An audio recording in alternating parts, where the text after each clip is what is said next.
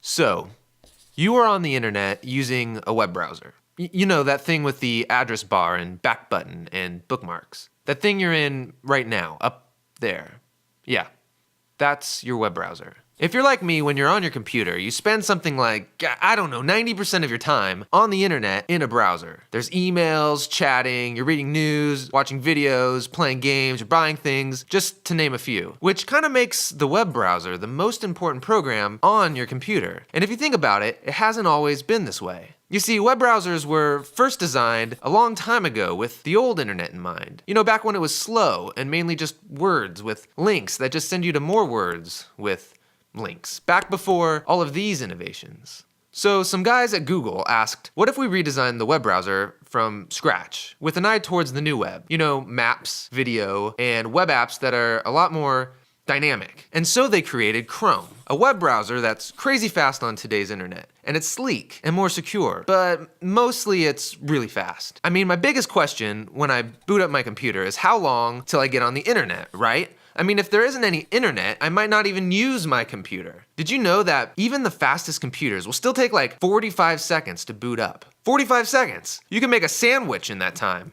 So here's what's going on when your computer's booting up. There's this list of things to do, stuff I'm sure you don't care about, but it cranks through them one at a time. What you probably notice is that your programs begin loading up slowly, and if you're like me, as soon as you see your web browser icon appear, you're like double clicking it over and over and over. Let's go, buddy, I got some emails to read. Well, all of this stuff is called your operating system. And over time, it gets rusty, and your once fresh computer gets slow. Well, Google was like, wait a second, if your operating system's a hassle and all you're really using it for is to get on your web browser, to get online, then maybe we don't need this anymore. What if when you pressed on, you were on the internet in seconds? What if your browser was your operating system? And so check this out. This means that you don't have to deal with managing programs or nagging updates or lost files or confusing settings or blue screens of doom and there's no nagging updates.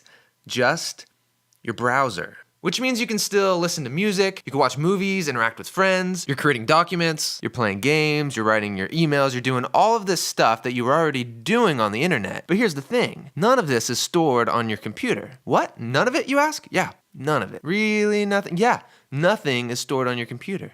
Well, where is it? It's on the internet. You know, like when you access your emails from your computer and your phone, the email, it isn't stored on either device. So if everything's stored on the internet, then your phone, your computer, all of these devices are what people call stateless, which is kind of a big word, so maybe just remember this. Chrome is a totally rethought web browser, and you can download it right now on your computer. But Chrome OS is a totally rethought computer that lets you stop worrying about your computer so you could focus on the internet. Which is what most of us use our computers for nowadays anyways.